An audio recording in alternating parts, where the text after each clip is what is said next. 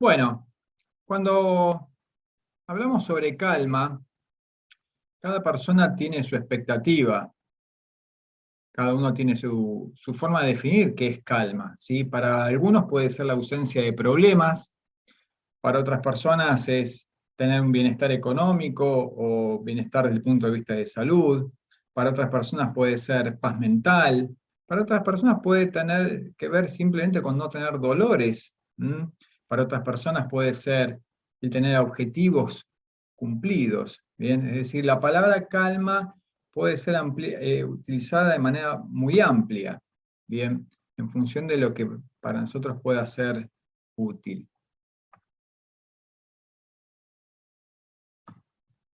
Y desde luego que esto tiene que ver, como decíamos, con lo personal, con el ámbito familiar, con la salud, con lo laboral, con lo económico, lo político, lo social o incluso lo internacional. Puede ser que nos podamos afligir o sentirnos mal por algo que esté ocurriendo en otro país. Y esto es importante porque va a tener que ver mucho con el alcance de lo que nosotros podemos hacer respecto de lo que esté ocurriendo más allá de lo que es nuestra esfera de posibilidades. Entonces imaginemos que nosotros somos el punto rojo en el centro y tenemos influencias desde el punto de vista familiar, laboral, social, y cuáles son las cuestiones que nos pueden llegar a afligir. La parte familiar, la relación, si es que tenemos una pareja, con los hijos, con los hermanos, relaciones con otros miembros de la familia, la salud de la familia, cuestiones familiares, a veces económicas, hay familias que terminan totalmente destrozadas por cuestiones económicas, de negocios, la expectativa sobre los hijos, qué es lo que va a pasar, va a estudiar, no va a estudiar, qué es lo que va a pasar en el futuro. Mi hija más grande, por ejemplo, una cosa que me afecta un poco, empezó la facultad el año pasado y no puso un pie en la facultad, hasta ahora lo ha hecho todo de manera virtual. Entonces esto es algo que a ella obviamente le afecta y de alguna otra forma también me afecta a mí, desde luego. Eh, Después, por ejemplo, en la parte económica, la economía familiar o personal, la economía del país, inversiones, compras, ventas, todas estas son situaciones que nos afectan. Desde el punto de vista social, las amistades, bueno, quien pueda tener un amante, o que suene feo mencionarlo, pero es una realidad, existe. Los círculos de pertenencia, la necesidad de ser parte de, esto tiene mucho que ver las redes sociales, el fanatismo deportivo, el agarrarse la cabeza porque mi equipo de fútbol no pudo ganar, como si en realidad a mí me cambiara la vida eso, pero sin embargo hay gente que pareciera que sí. La política, conozco a alguien que decía, todo para mí es política, y bueno, entonces evidentemente esta persona va a tener una mirada sobre las cosas totalmente politizada. Los movimientos sociales, la violencia social, la desadaptación cultural. Hoy por hoy, muchas personas están quedando relegadas por una cuestión meramente tecnológica, desde las personas mayores que no comprenden el avance tecnológico, y hoy por hoy, con el tema de las clases a distancia, sabemos que 50% de los chicos vulnerables económicamente no han podido seguir las clases porque no tienen una computadora o porque no tienen una conexión de internet lo suficientemente buena como para poder seguir las clases. Y desde lo laboral, obviamente hay situaciones que nos pueden afectar, la relación con los superiores, con el resto del equipo, la carga horaria excesiva, como necesidad para poder tener un ingreso adecuado, lo que sentimos que es el balance esfuerzo-recompensa, la falta de reconocimiento, la posibilidad de pérdida de un trabajo o el traslado a otras ciudades o países. Todas estas son situaciones que desde luego van a afectarnos y que van a modificar esta calma que estamos buscando. Bien. Y desde luego que todo esto está dentro de un marco autorreferencial, lo que pienso, lo que siento sobre mí mismo, sobre mi salud, sobre el envejecimiento, sobre cuál es la autopercepción que tengo a nivel corporal, me siento a nivel laboral una persona exitosa o siento que no he podido trascender, avanzar, cuáles son los objetivos que me he puesto en la vida, los he podido cumplir, y desde lo social, siento que estoy dentro del contexto social que yo creo que tengo que tener. Y desde luego, nosotros somos ese puntito que está ahí en el medio, ¿sí? Y nuestro marco referencial, y al mismo tiempo nos estamos relacionando con otras personas, ¿sí? Que forman una pequeña comunidad. Esta pequeña comunidad puede ser la familia, esta pequeña comunidad puede ser el trabajo, pueden ser los vecinos del edificio, y al mismo tiempo estamos interrelacionados con otras pequeñas comunidades, ¿sí? Es decir, hoy por hoy no, es muy, muy difícil poder aislarnos del resto. Somos seres sociales y sociables, necesitamos estar en contacto con otras personas. Entonces, básicamente, cualquier cosa o situación que nos aleja del centro del equilibrio, un equilibrio dinámico, desde luego, es considerada para nuestra mente como una amenaza. Y el nivel de reacción o respuesta será la medida de nuestro estrés. Bien, en la medida que nos podemos sentir más amenazados, entonces nuestra respuesta al estrés puede ser más importante. Y esto es muy importante. Las sensaciones de bienestar y de seguridad no surgen de la ausencia de amenazas, vamos a todo el tiempo hablar de esto, sino que aparecen asociadas a la puesta en funcionamiento de un sistema neurológico diferente, aquel que controla la cooperación social, fíjense, hablamos de cooperación social, y que se activa con conductas asociadas al cuidado y a la conexión social, ¿bien? Entonces, si hablamos digamos, interacción social, no puedo no mencionar brevemente a la teoría polivagal de Stephen Porges, ya el otro día estuvimos charlando un poquito de esto. Básicamente, la activación de la porción ventral del nervio vago, lo que es parte del sistema parasimpático, crea lazos, es el de jerarquía más alta. Inicialmente intentaremos estar en esta zona, ¿sí? Y es digamos, la parte del sistema nervioso central que nos genera más calma. Frente a una situación que nos pueda generar cierta alerta, entonces se activa el sistema simpático, este sistema simpático en donde aumenta la liberación de adrenalina y noradrenalina. No necesariamente es malo, porque justamente lo que busca la activación del sistema simpático es darnos la energía para poder resolver esa situación de potencial amenaza y poder volver a la situación inicial en donde predomina la activación del sistema parasimpático y más precisamente del vago ventral. El problema es que en algunos casos esta activación del sistema simpático no dura horas, puede durar días, semanas, meses o años. Entonces, cuando se produce la activación del sistema simpático, la liberación de adrenalina, noradrenalina y más tardíamente de cortisol aumenta la frecuencia cardíaca, generando taquicardia. Y si aumenta la frecuencia cardíaca, aumenta también otra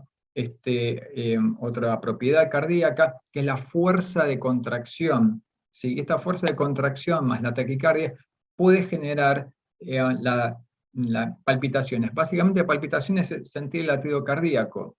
Y para muchas personas, el sentir el latido cardíaco genera más ansiedad, con lo cual genera más descarga de adrenalina y más taquicardia todavía. Básicamente es nuestro corazón que le está latiendo más fuerte para poder darnos elementos para poder salir adelante. Esto es muy importante porque tiene que ver con el significado que le damos a la taquicardia. ¿Bien?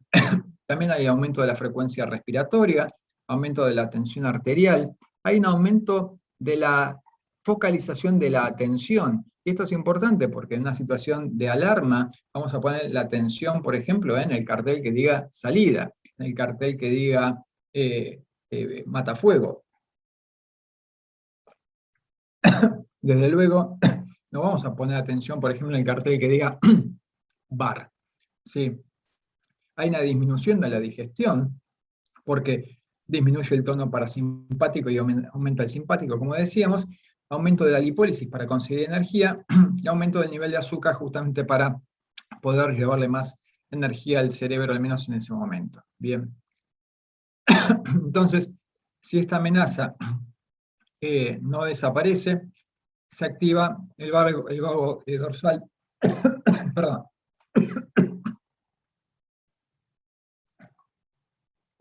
Ya tuve COVID, no se preocupen, tengo dos Sputnik encima. Así que esto es simplemente otra cosa. Muy bien, entonces volvemos. La activación del vago dorsal se da en los casos en donde no pudo haber una resolución a partir de la activación del simpático y la activación del vago dorsal lleva a la inmovilidad, es lo que nos conecta con nuestros antepasados reptilianos, en donde los animales imitaban el estar muertos, se quedaban quietitos para justamente poder sobrevivir.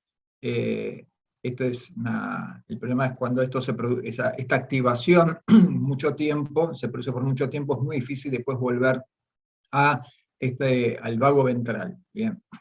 Y desde luego que todo esto está interconectado por la neurocepción, que es, según Porges, una serie de procesos totalmente inconscientes que le permiten al cerebro poder tomar nota de potenciales amenazas.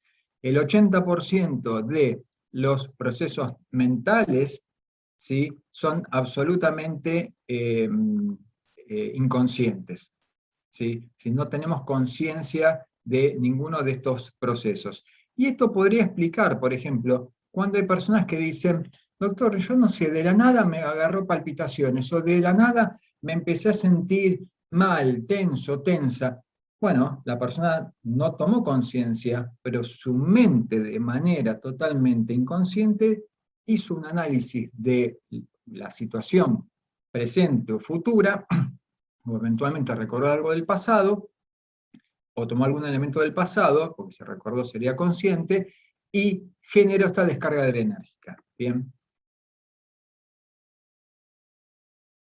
Entonces, ¿cuáles son los efectos agudos o crónicos de la activación simpática?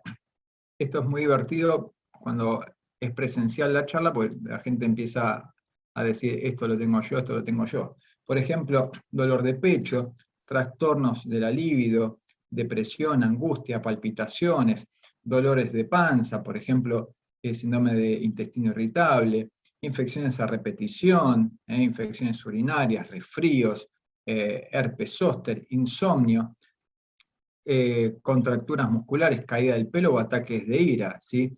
Yo a esto le llamo las alertas amarillas. ¿Por qué? Porque es como una tarjeta amarilla en un partido, ¿sí? Es una advertencia, pero uno puede seguir jugando.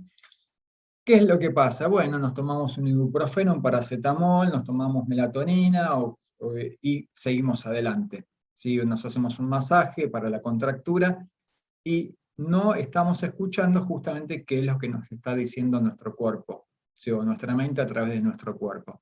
No es normal tener ataques de ira permanentemente, no es normal no poder dormir, no es normal estar permanentemente contracturado, pero el tema es que como no nos mata y como podemos seguir trabajando, entonces nos tomamos un analgésico y seguimos adelante. Bien. Y nombramos a Porges y nombramos a Paul Gilbert. Paul Gilbert nos habla de este sistema de regulación emocional, del cual Jorge ya ha hablado mucho, así que no me voy a detener demasiado. Este sistema de amenaza, donde es activado básicamente por el simpático, con adrenalina y cortisol como los neurotransmisores principales. Las emociones o sentimientos predominantes son la ansiedad, ira y asco. Y es importante tener presente, porque que se active el sistema de amenaza no quiere decir que las cosas están mal. Por el contrario, creo yo que podemos cambiar la visión que tenemos del sistema de activación, del sistema de amenaza, es decir, qué es lo que mi mente me está diciendo y poner atención en eso, en vez de distanciarme, en vez de poner una aversión a esto que está pasando. El sistema de logro, en donde las emociones o los sentimientos están relacionados con el deseo, el intentar conseguir algo, el avanzar, y donde la dopamina, a través del núcleo accumbens, es el neurotransmisor determinante. El sistema de calma, este sistema que tiene mucho que ver con la activación del vago ventral de Porges, en donde los opiáceos o la oxitocina, que están relacionados justamente, tanto se ha escrito de la oxitocina y su relación con las relaciones humanas y las conexiones. Este sistema de calma, ¿sí?, básicamente no es que inhibe a los otros dos sistemas, simplemente permite una correcta interacción de los tres sistemas. ¿Por qué? Porque son necesarios. Ninguno es más importante que el otro. El problema es cuando hay un predominio del sistema de amenaza, porque a largo plazo genera, vamos a decir de una forma muy sencilla, un desgaste. Bien. Entonces, ok, sabemos que este sistema de amenaza puede ser peligroso a largo plazo. ¿Cómo logramos? Yo más que lograr la calma, hablaría de volver a la calma. Quienes hayan visto Matrix, recuerdan cuando Morfeo le dice a Neo que llega un momento donde él tiene que decidir qué querés hacer con tu vida. ¿Sí? ¿Querés seguir en la matriz pensando que todo es así? ¿O querés realmente conocer la verdad? ¿Y por qué hago mención a esto? Porque si realmente nosotros queremos lograr la serenidad, hay que tomar la decisión de algunas cosas, decidir renunciar. Así como cuando un paciente en el consultorio, bueno, ok, usted quiere tener una mejor calidad de vida, usted va a dejar de fumar, usted va a hacer actividad física, usted se va a alimentar saludablemente. Eh, Hay una historia que cuenta que estaba Buda con uno de sus alumnos al lado de un río. Entonces le pregunta al alumno, dice, maestro, ¿cómo puedo lograr su serenidad, su tranquilidad? Y Buda le mete la cabeza abajo del agua, hasta que casi el alumno estaba medio ahogado, y lo suelta a último momento, el alumno sale, y Buda le dice, bueno, dice, cuando estabas debajo del agua, ¿en qué estabas pensando? ¿En mujeres hermosas? ¿En divertirte? ¿En estar con tus amigos? No, solo quería respirar. Bueno, cuando desees tanto la tranquilidad como deseabas respirar, solo ahí vas a poder lograr la tranquilidad que me estás pidiendo. Entonces, ¿cuánto realmente nosotros queremos lograr la tranquilidad? ¿Cuánto estamos poniendo y a qué estamos decididos a renunciar? Bien, y esto es un poco lo que yo les decía. ¿Qué estamos dispuestos a cambiar? ¿Mm? Y respecto de la calma, ¿qué estamos dispuestos a aceptar? Esta imagen me gustó mucho porque de alguna otra forma nosotros podemos ser como el marinero a borde de este bote, ¿sí? En medio de una tempestad. Y lo que creo es que tenemos que tener presente que es muy difícil pensar en la calma como algo idílico, donde todo está bien en la vida, no tenemos problemas de salud, no tenemos problemas económicos, emocionales. No. La calma es lograrla en este contexto. ¿Y qué contexto tenemos, por ejemplo? Bueno, hoy por hoy tenemos el coronavirus. Lo tenemos por todos lados el coronavirus, las 24 horas del día. Y también tenemos los problemas económicos, y a esto le sumamos la familia, y le sumamos también el trabajo y todas las mil cosas que tenemos que hacer, y a quienes sean muy fanáticos, encima el equipo tuyo perdió el último momento por un penal que le dieron al otro equipo. Entonces, realmente el lograr la calma, como habíamos dicho antes, no es a expensas de pensar que todo está bien, no, es dentro de un contexto de inestabilidad y de incertidumbre. ¿Mm? Y hablando de incertidumbre, Lisa Feldman Barrett es una neurocientífica norteamericana, una psicóloga, escribió un libro que realmente ha revolucionado bastante la forma de ver las emociones, porque hasta Paul Ekman, quien después vamos a verlo un segundito en un video que se difundió ayer, él hablaba de las emociones como algo con lo cual nacemos, y Lisa Feldman Barrett en realidad dice que las emociones se construyen, ¿no? El tema es que Lisa Feldman Barrett mañana tiene que ser operada, ¿sí? Y publica ayer en su Twitter, pocas cosas son peores para el sistema nervioso central que la incertidumbre, pero cada sentimiento de incertidumbre no tiene que necesariamente ser transformado en ansiedad o miedo. Esto es fundamental. ¿Sí? Y ella dice, si yo la verdad que no la estoy pasando bien, pero esto me parece que es una oportunidad para poder tomar las sensaciones que tengo en el cuerpo y poder canalizarlas y poder reinterpretarlas, resignificarlas. ¿Sí?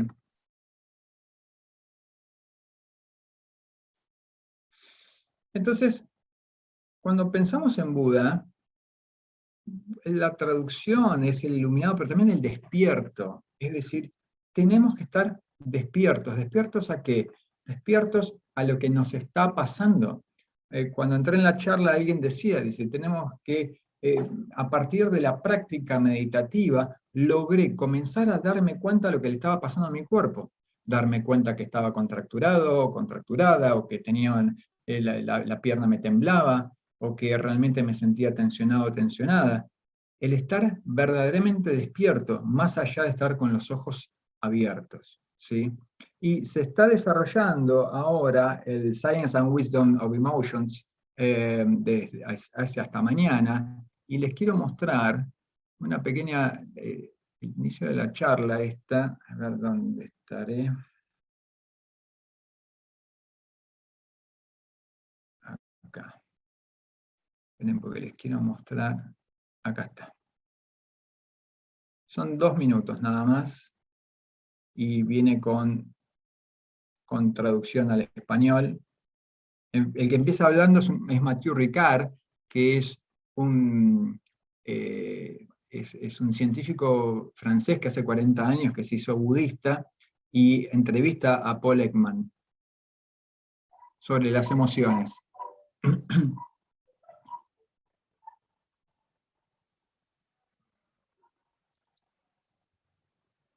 Miren, The Awake Network.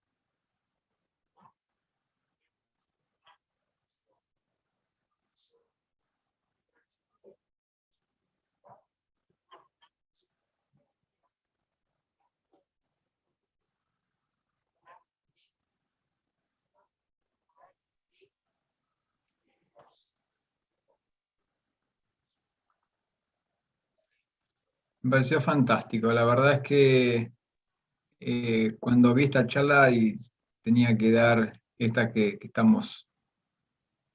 estoy ofreciendo, dije, me viene fantástico. Entonces, esto de lo cual hablaba Paul Ekman, y que Jorge también les ha hablado tanto del estrés y del piloto automático. El piloto automático son todos los procesos mentales cognitivos, y diría yo también inconscientes, sensoriales y emocionales, que se desarrollan en forma automática, o sea, sin la intervención de la atención voluntaria de la toma de conciencia del individuo. En general, bajo una situación de amenaza. El tema es que puede ser que no estemos conscientes de esta situación de amenaza, a través de justamente la neurocepción de la cual hablaba justamente Stephen Porges, ¿sí? Y es muy importante la compasión. ¿Por qué es muy importante la compasión? Y la definimos como la apertura al sufrimiento de otros y al propio, con un compromiso genuino para intentar aliviarlo. Es muy importante porque si yo intento comprender el sufrimiento del otro, ¿sí?, voy a poder comprender determinadas actitudes, respuestas de la otra persona. Voy a dejar de ser menos reactivo frente a respuestas de otras personas. Y eso también me va a dar más calma, ¿sí? Entonces es importante, por ejemplo, parar y observar. Observar los estados mentales, los estados emocionales, físicos, propiocepción e interocepción. Entonces, esta palabrita soda, fíjense, si observo, pero para observar tengo que parar, desactivo automatismos, desactivo el piloto automático, pero tengo que observar. Ningún piloto puede volar, ¿sí?, puede sacar el piloto automático si está con los ojos cerrados. Para poder manejar el avión tiene que abrir los ojos. ¿Bien? Entonces, ya terminando, el programa Calma, ¿sí?, nos habla de conciencia, de cuidado, tomar conciencia del aquí y ahora, el cuidado propio y de los otros, ¿sí?, hablando también de cuidado para proteger. Y no de casualidad utilicé el fondo de las diapositivas de color naranja, porque el color naranja es el color que caracteriza justamente a la C, a esta calma. Bien, entonces nos dice John Kabat-Zinn, que es el creador del programa del Mindfulness Based Stress Reduction, no se pueden detener las olas, pero sí podemos aprender a surfearlas.